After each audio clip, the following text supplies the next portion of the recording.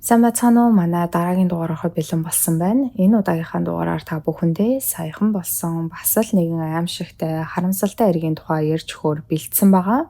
За ингээд шууд бичлэгээ эхэлцгээе.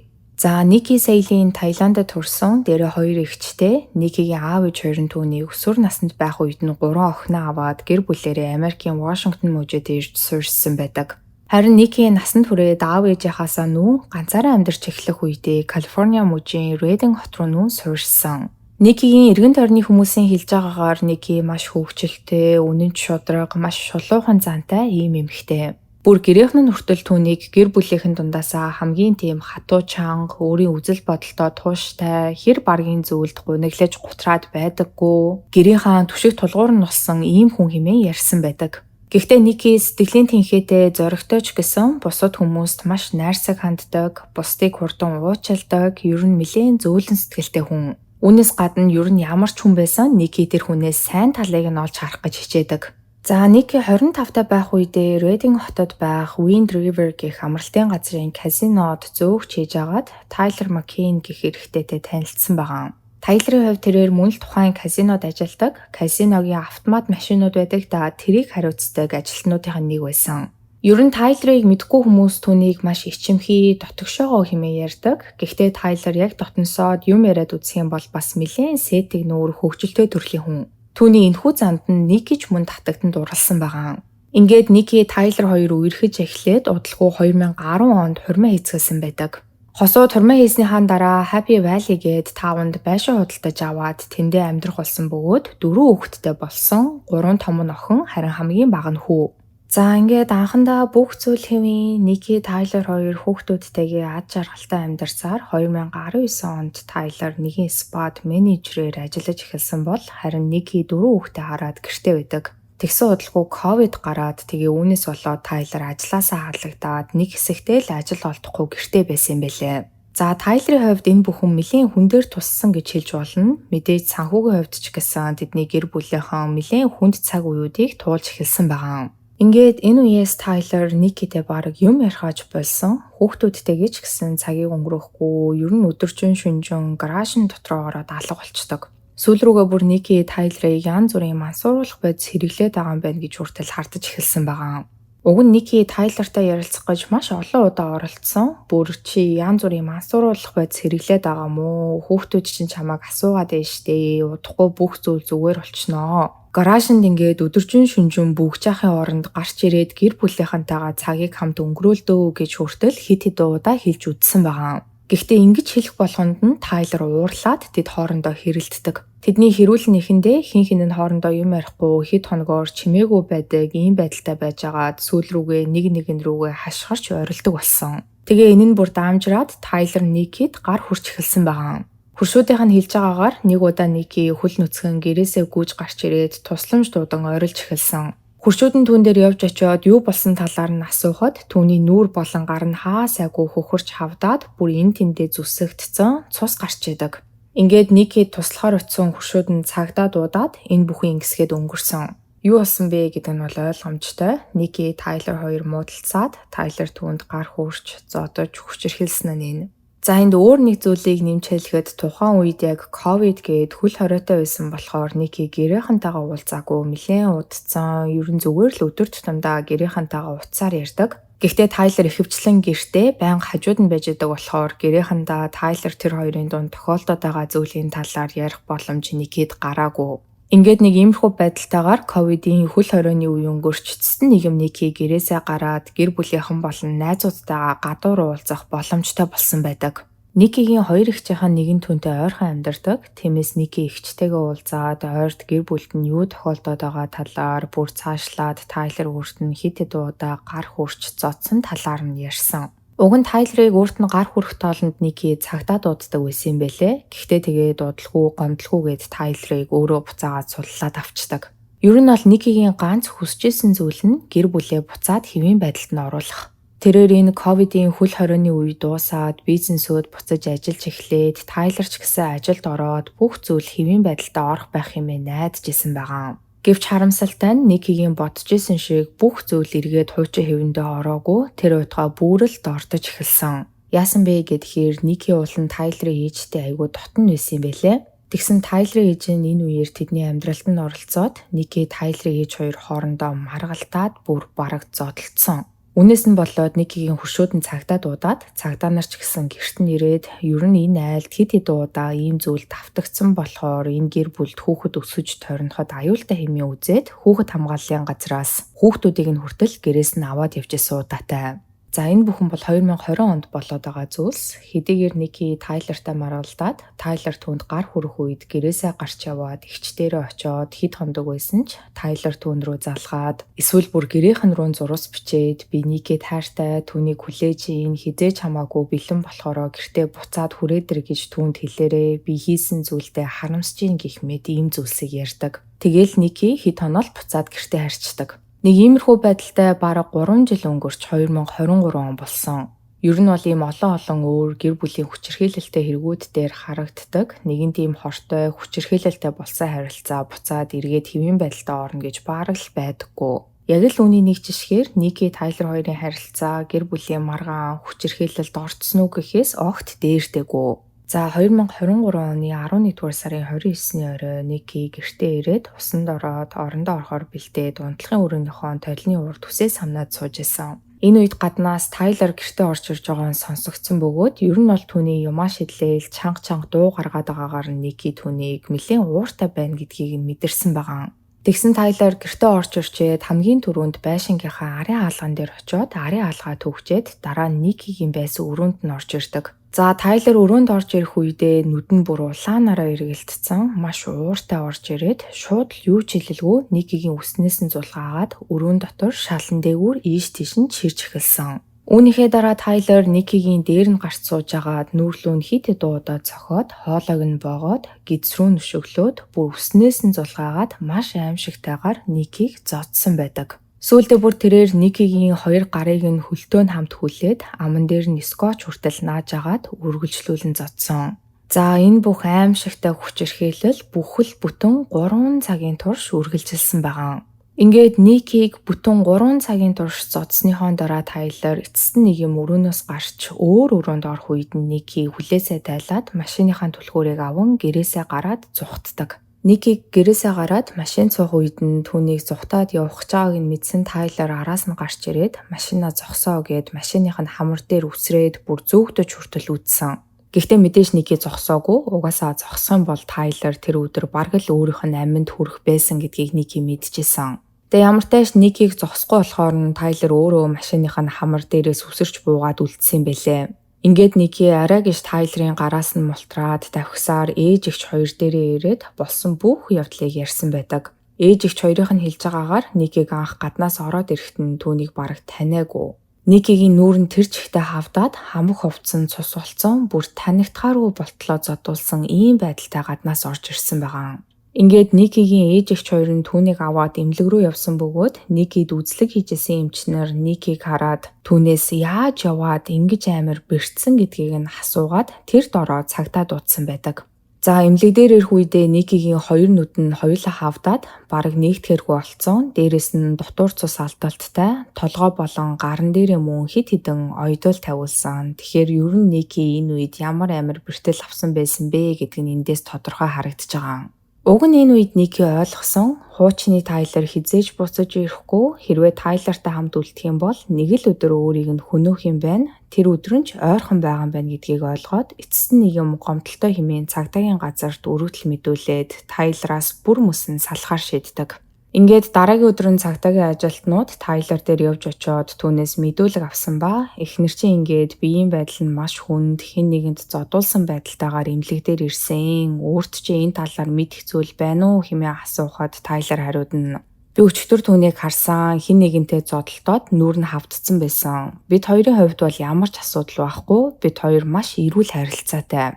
Би тэгэж эхнэртэй гар хүрэх хүн биш. Би амьдралдаа эмэгтэй хүнд гар хүрч үзээгүй. Миний таамаглаж байгаагаар Ники надаас нууцаар нэг эмэгтэйтэй явуулдаад гэр бүлээс гадуур харилцаа үүсгээд байгаа. Бодвол тэр хүүхэнтэйгээ л зодтолцсон юм шиг байлээ. Би сайн мэдэхгүй байна гэсэн ийм зүйлийг ярьсан байгаа.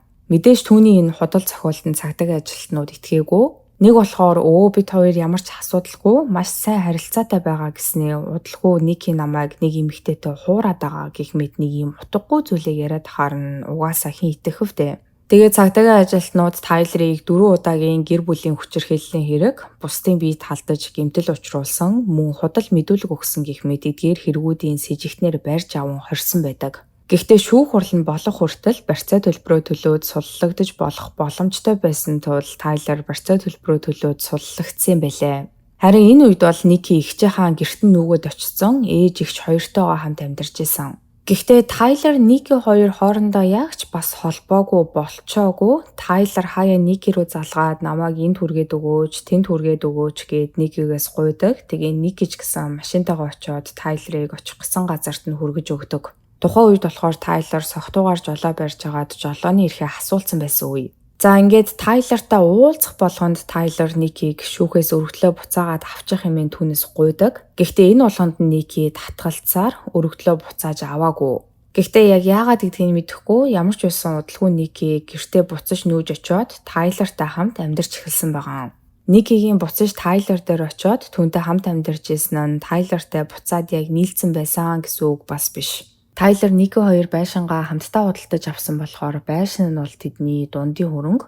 Дээрээс нь тэгээд байнга хичээндээ амьдраад байх хэцүү байсан болохоор нүүж орох хаягтайхан түрээсийн байр олтлоо Тайлертай хамт байхаар болсон нь энэ. Уг нь ээж эгч хоёр нь түүнийг битгий буцаж яваа гэж зөндөө ятгсан байлээ. Гэхдээ тэгээд Ники ямар ч байсан буцаад гэртээ нүгэд ирсэн. Ингээд хэдэн сар өнгөрч 2024 оны 5 дугаар сарын 7-нд Тайлерийн эхний шүүх хурал нь эхэлсэн бөгөөд эцсийн шүүх хурал нь 6 дугаар сарын 3-нд болохоор 5 нь гарсан байдаг.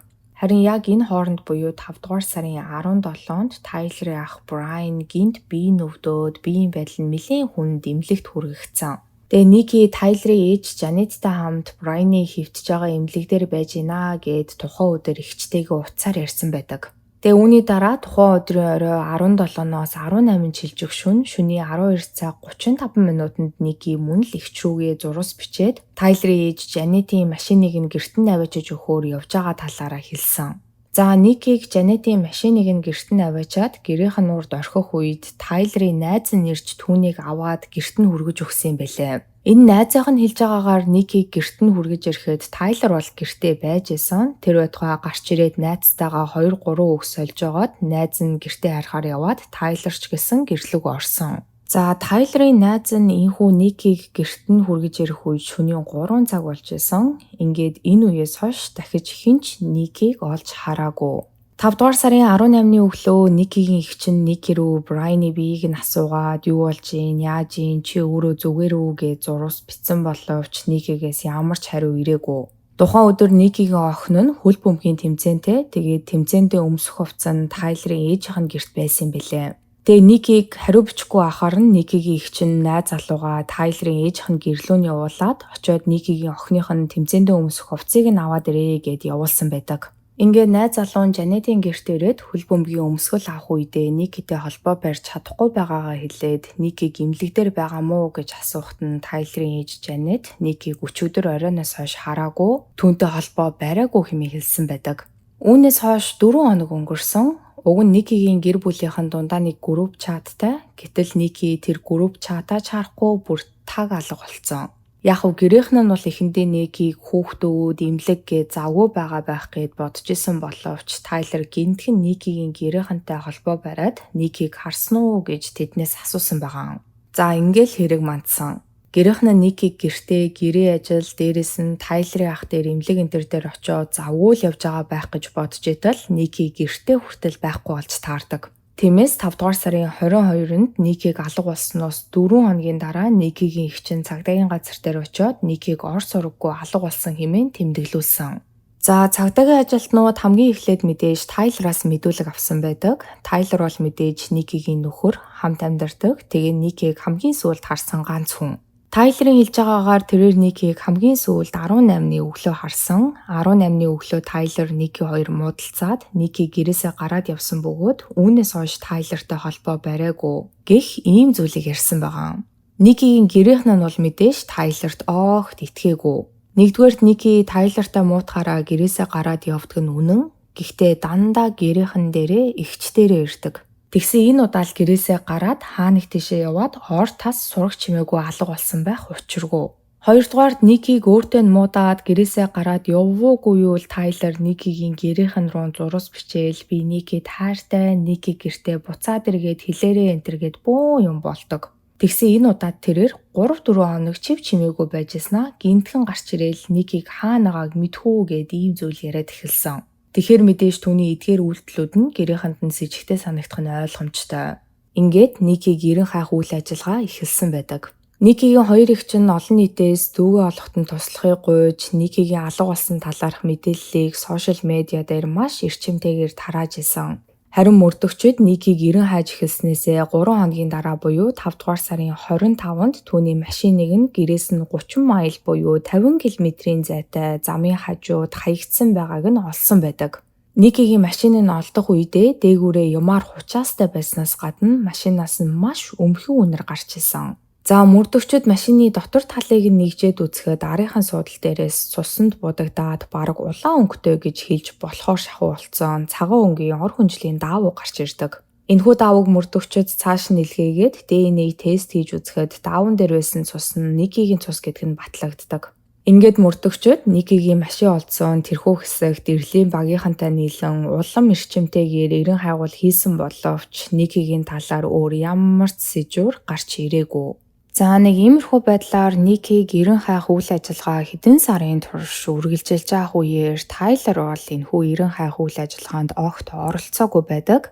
Дээрээс нь түүний гэр бүлийн хүчирхээлэлтэй холбоотой шүүх хурал нь 6 дугаар сарын 3-нд болох ёстой байсан боловч Ники шүүх хурал болохоос 2-7 хоногийн өмнө ингээд алга болсон. Тэгэхээр хохирогч нь шүүх хурал дээр өөрийн биеэр ирээгүй тул тэрхүү шүүх хурлан ч гэсэн хүчингү тооцогдоод тэгсгээд өнгөрсөн байгаа. Ер нь бол энэ эцсийн шүүх хурал болохоос өмнөхөн Тайлер Никийг сүрдүүлж нэг үзээд, аргадаж нэг үзээд, түүний өргөдлийг нь буцаалгах гэж олон янзаар оролцсон боловч Ники бол заавал шүүхээр орно гэд гүрийжсэн үе. Тэгсэн ингээд шүүх хурлын өмнөхөн өөрөө ор сургаггүй алга болсон нь маш сэжигтэй. За Ники алга болсноос хойш бараг 10 сар өнгөрөөд 2025 оны 3 дугаар сар болсон боловч түүнээс ямар ч сураг гараагүй хэвээрээ. Ингээд 2025 оны 3 дугаар сард цагдаагийн газраас хэвлэл мэдээллийнхэнтэй хамтран Никигийн талаар олон нийтэд хүрэхээр хэвлэлийн баг хурал хийсэн бөгөөд энэ үед анх удаа Тайлер олонний өмнө гарч ирсэн байдаг. Энэхүү хэвлэлийн баг хурлын үеэр Тайлерын ярих хэлж ирэхэд тэрээр нэг их зүйл бараг яриаггүй. Тэгээ гол ярьсан юмнууд нь гэх юм бол Никийг санаж гин, бүгдээрээ Никийг хүлээж байгаа, би чадах бүхнээ хийж байгаа гэсэн нэг иймэрхүү хэдэн зүйл хэлсэн байдаг. Тэгвэл энэ явдлаас хэдхэн хоногийн дараа буюу 4 дугаар сарын 1-нд 299-р хурдны зам дээр нэгэн машин байн игнийгээ солиод тэгээд цонхоороо юм гаргаж шидээдсэн тул цагдаагийн ажилтнууд тэрхүү машиныг зогсоосон байдаг. Тэгсэн тэрхүү жолоо барьж явсан хүн нь Тайлер.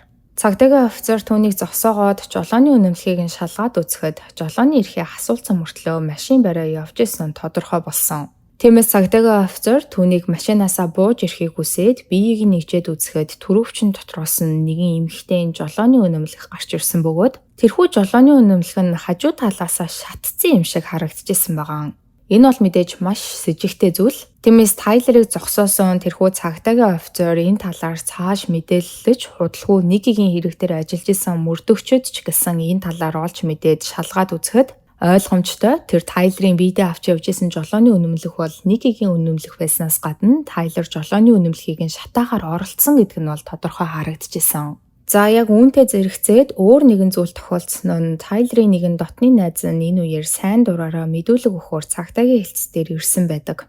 Тухайн найзынх нь хэлж байгаагаар хэдхэн хоногийн өмнө Тайлертай уугаа сууж итэл Тайлер найздаа Никийг хүнөөсөн талаараа ярьсан.